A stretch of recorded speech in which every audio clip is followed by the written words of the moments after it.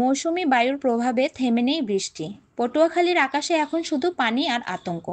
গত ২৪ ঘন্টায় কলাপাড়ায় রেকর্ড হয়েছে ৪১ মিলিমিটার বৃষ্টিপাত।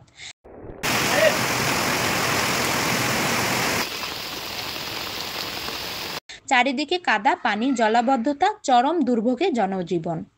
বিশেষ করে বিপাকে পড়েছে দিনমজুর, রিকশাচালক আর খেটে খাওয়া মানুষ। টানা বৃষ্টিতে ফসলের মাঠে পানি, চিন্তায় পড়েছেন মৌসুমি সবজি চাষিরা।